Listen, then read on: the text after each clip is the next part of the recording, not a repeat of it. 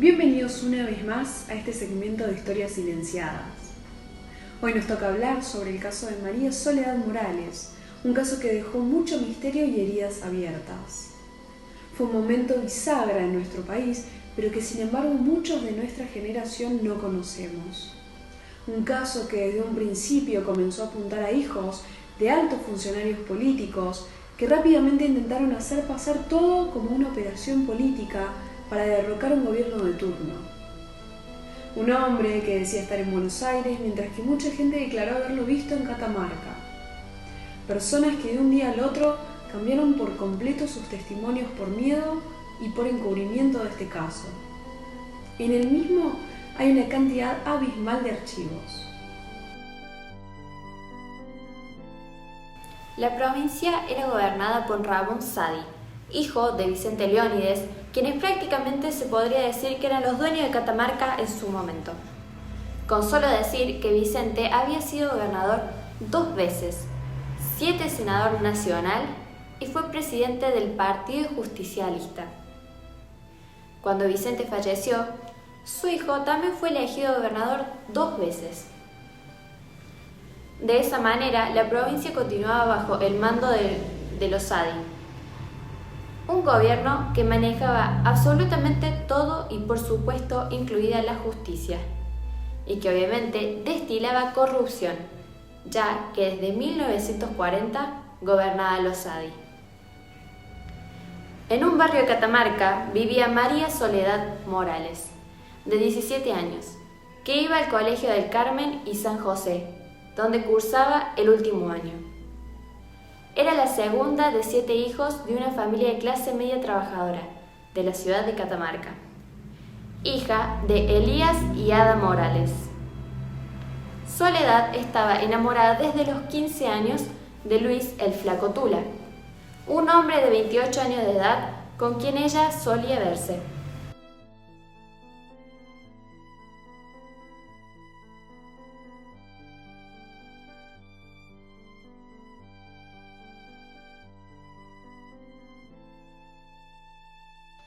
La noche de su desaparición fue el viernes 7 de septiembre de 1990. La joven pidió permiso a sus padres para ir a la disco Le Ferrouge, donde se hacía una fiesta para recaudar fondos para el viaje de egresados a Villa Carlos Paz, que María Soledad se encontraba con la ilusión de vivir junto a sus compañeros del curso del Colegio del Carmen y San José en San Fernando del Valle de Catamarca. Pero cerca de las 3 de la mañana del sábado 8, Luis Tula, un hombre 11 años mayor que María Soledad y de quien ella estaba enamorada, la pasó a buscar para ir a otro boliche, Clibus. Luego de estar en Clibus, Tula llevó a la chica a una fiesta privada en la que había otros hombres jóvenes, hijos del entonces jefe de la policía de Catamarca, Miguel Ángel Ferreira, y familiares del entonces gobernador Ramón Saadi, entre otros.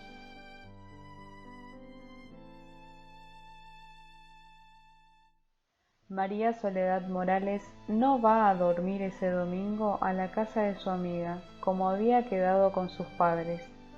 Tampoco vuelve a la suya. Nadie la encuentra por ningún lado.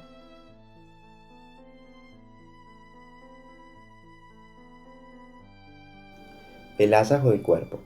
En la orilla de la ruta 38, a 6 kilómetros del centro de San Fernando de Valle de Catamarca, a las 9:30 de la mañana del lunes 10 de septiembre de 1990, apareció su cadáver semidesnudo. La habían asesinado y violado. Le habían inyectado cocaína para someterla. Su rostro no se distinguía y tenía una triple fractura en su mandíbula. Su padre reconoció su cuerpo por una vieja cicatriz de apenas 3 centímetros en una muñeca. Estaba boca abajo con una polera negra en el cuello, su corpiño en un brazo y un soquete negro en el pie izquierdo. Sus restos estaban quemados con cigarrillos, sin orejas ni un ojo, su cráneo aplastado y sin cuero cabelludo. Posteriormente, también se encontraron quemaduras de cigarrillos en diferentes partes del cuerpo, y se estableció que le habían roto la quijada y el cráneo a golpes. El atroz escarnio del cuerpo de Soledad se completó con la acción de unos animales, se presumen cerdos, que habrían comido parte del cuerpo. Oficialmente, en el expediente, el cadáver fue encontrado por 2 empleados de Vialidad Nacional a las 9 de la mañana de ese día. El encubrimiento policial ya había empezado. El cadáver fue lavado por los bomberos por orden policial antes de llegar a la morgue. No fueron convocados ese día expertos en criminalística. Las muestras no se mantuvieron, no se pudo determinar el ADN de los atacantes, sí la presencia de semen. No hubo estudio toxicológico y dosaje. Las pericias dieron por probado que había sido drogada, violada y posteriormente asesinada. A pesar de que se supone que participaron varios hombres en este femicidio, solo 2 fueron los condenados, Guillermo Luque y Luis Tula. Puedo decir así, cuando un criminal mata a una persona, deja allí su sello, su modus operandi, la personalidad, la impronta. ¿Y qué dejaron acá? Y dejaron una cosa, dejaron de que nosotros encontramos acá droga, encontramos violencia suministrada sexual. Contra la voluntad de María Soledad Morales. Ustedes analizaron también el tamaño del corazón y decían que no era de una persona consumidora de drogas. Entonces, atentos a las circunstancias del hecho. Mujer joven y bonita que desaparece en ocasión de una fiesta y aparece muerta a las 48-72 horas. Lo que da el laboratorio como cuestión predominante, que es la droga, la cocaína en este caso, lesiones que fueron de mutilación de esta joven. Uno piensa, bueno, él o las personas, ¿qué características psicopatológicas tienen? Y por las pruebas testimoniales que estamos escuchando, todos apuntan hacia un grupo de personas que concurría o era habitué a cierto tipo de fiestas. Entonces, tenemos acá que usted tiene que el componente externo del delito es coincidente con el componente interno. ¿Quién lo hizo? Está muy claro. Claro, este es ¿Y el tenían meollo que de la ser cuestión. personas que estaban habituadas al consumo de droga? ¿Usted cree todos aquellos que participaron de la Yo fiesta? supongo que sí, porque creo que Pero esto se quería no... comprobar si, por ejemplo, los acusados Tula y Luque eran consumidores habituales de droga, cosa que quedó ahí, digamos, el fiscal Taranto había pedido. Claro, ahora nosotros no intervenimos en esa cuestión. Desde ya. Sino que nos limitamos al estudio del laboratorio y del examen del cadáver de la muchacha. La primera marcha del silencio. Compañeros de María Soledad se consagran en la catedral a rezar por ella y a pedir justicia. Se suman cada vez más catamarqueños. Así se inician las marchas del silencio, a las que asistieron más de 30.000 personas. Al frente estaban los padres de María Soledad y la hermana carmelita Marta Peloni, rectora del colegio al que asistía la joven. Estas se realizaban todos los jueves. Los jóvenes encabezaban las marchas y avanzaban con velas y carteles, mientras cantaban «No tenemos miedo, no tenemos miedo». Se realizaron más de 66 marchas para pedir justicia por María Soledad. Fue tan grande la magnitud de estas que se realizaron y realizaron en distintas provincias de la Argentina. Para nosotros las marchas del silencio realmente son inolvidables. Contar con todo el pueblo catamarqueño para pedir justicia, el hecho de salir a animarse y salir a las calles fue realmente conmovedor. Aún conmueve esos gritos silenciosos en cada paso, en cada latir de un corazón, resonaba y resuenan todavía en nuestras memorias, en nuestros corazones.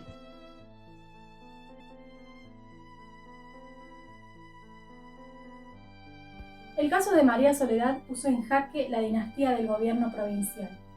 El 4 de abril de 1991, el presidente Carlos Menem interviene el Poder Judicial de Catamarca y Ángel Luque provoca un escándalo cuando en una entrevista con Clarín manifiesta: si mi hijo hubiese sido el asesino, el cuerpo no habría aparecido nunca, en defensa de su hijo Guillermo Luque. 2 semanas más tarde, la Cámara de Diputados lo expulsa por indignidad moral.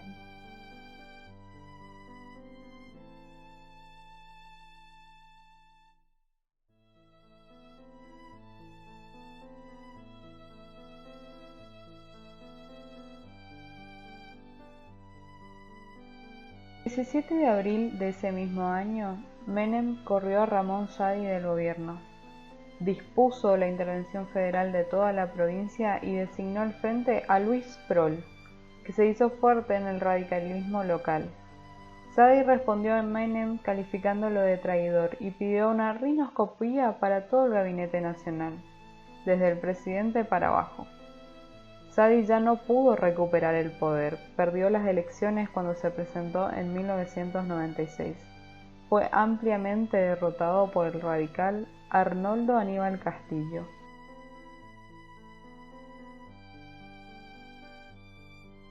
Los hechos antes del primer juicio. Ya había 5 detenidos por este crimen, pero fueron liberados todos y por tercera vez se vuelve a procesar a Luque, pero nuevamente se anula el procesamiento. Luego el caso vuelve a cambiar de juez, lo toma José Carman, quien vuelve a meter preso a Luque, imputándolo como presunto autor de homicidio simple. Pero esta resolución es dejada sin efecto nuevamente. Luego de una interminable ida y vuelta, la posibilidad de juicio se veía cada vez más lejos.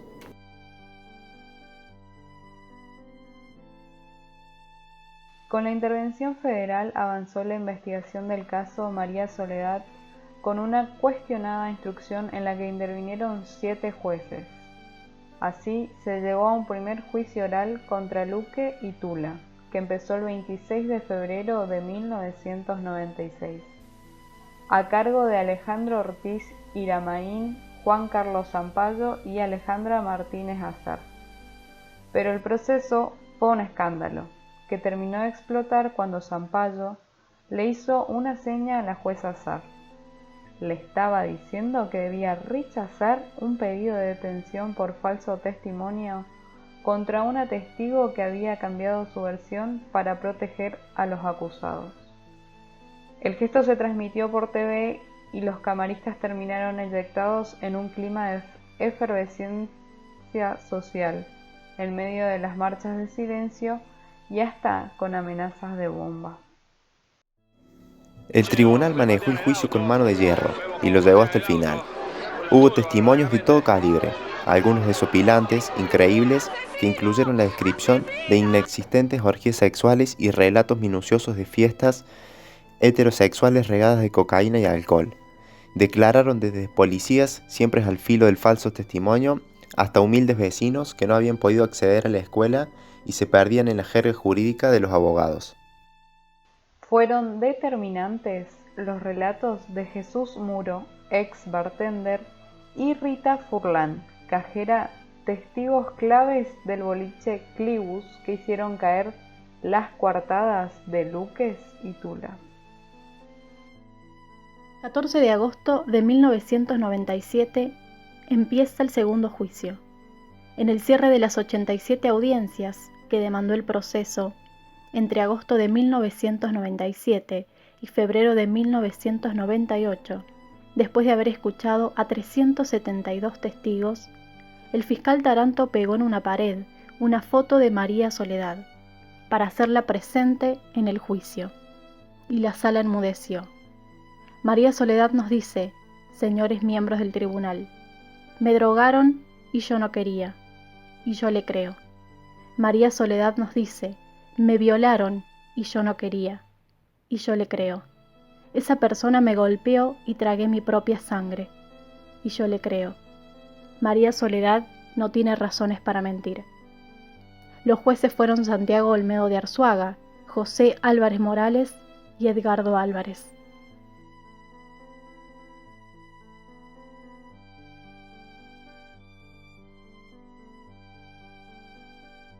Finalmente, el 27 de febrero de 1998, el tribunal sorpresivamente leyó la sentencia y condenó a Guillermo Luque a 21 años de prisión como coautor de la violación seguida de muerte, y a Luis Tula a 9 años de cárcel como partícipe secundario. María Soledad fue llevada engañada a una fiesta sexual en la cual la violaron y le suministraron una dosis letal de cocaína que le produjo la muerte.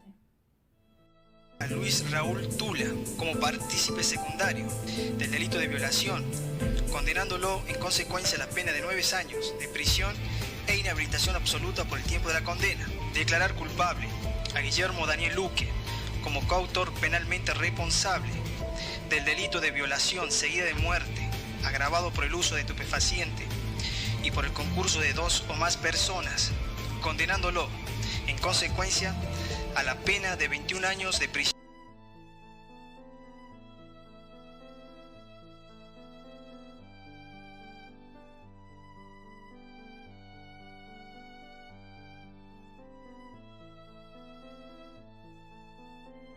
Empieza la investigación contra los presuntos encubridores del crimen. Declararon Elías y Ada Morales, pero todo queda en la nada. Bueno, el accionar de la justicia, digamos que fue bastante, el camino, el trayecto recorrido fue bastante largo y con muchas cosas turbias de por medio, hasta que se tuvo que conformar un tribunal con gente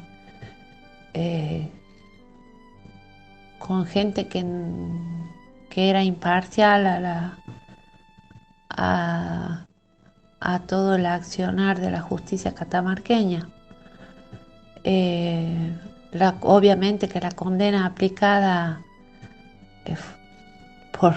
por indicio y más indicio cayó sobre los verdaderos responsables. Que hubo más responsables, eso no te quepa la menor duda. Lo que pasa es que hubo muchísimo encubrimiento y eso es una deuda pendiente para mi hermana especialmente y para toda la familia. El juicio de encubrimiento, la gran cadena de encubrimiento que hubo en todo el caso, desde que la encontraron en adelante. Abril de 2003. Tula sale en libertad. Luis Tula es autorizado a dejar la cárcel en libertad condicional con 5 años de su condena cumplidos. 12 de abril de 2010. Luque sale en libertad. Después de haber estado detenido 14 años, Guillermo Luque también accede a la libertad condicional, para nunca volver a la cárcel. Ya no quedan más detenidos por la muerte de María Soledad. Al día de hoy, la sociedad catamarqueña desconfía de esa sentencia y cuestiona que no se haya llegado a un total esclarecimiento del caso. El veredicto sacudió a la sociedad, ahora empoderada, pero anestesiada por el tiempo que había pasado desde el asesinato. Había caído el gobierno de Ramón Saadi, pero la grieta seguía avanzando a la opinión pública. Taranto se quedó en Catamarca 3 años, hasta el fin de las apelaciones, y se volvió a Córdoba, donde hoy es abogado del foro local. Regresó a Catamarca en contadas ocasiones. La más vistosa fue cuando defendió a Maestro Amor, un gurú espiritual condenado por abuso. Hoy, Guillermo Luque y Luis Tula se confunden entre la gente que camina por las calles de la capital catamarqueña. Luque vive en el centro con un perfil muy bajo. Tula vive en las afueras. No se cruzan. La indignación popular por la muerte de María Soledad fue instantánea, ya que fue el primer femicidio en tomar relevancia en una época donde ni siquiera se conocía la palabra femicidio. En una provincia profundamente devota de la Virgen del Valle, acostumbrada a la mansedumbre y a no desafiar al poder. La brutalidad del asesinato la había conmovido desde sus cimientos. María Soledad no solo fue víctima de la violencia machista, sino emergente, reflejo y símbolo de tantas otras mujeres sin potestad sobre sus cuerpos. Historias silenciadas, niñas y mujeres sin nombre. Los links que utilizamos para el segmento de hoy los van a poder encontrar debajo de este video. Será hasta la próxima. Muchas gracias. Yo creo que se aprendió a vivir con ese dolor. No hay consuelo. Muy comprometida con sus obligaciones, sus responsabilidades, el hecho de estudiar, de querer progresar, de salir adelante, con muchas ambiciones para el futuro. Eso era María Soledad.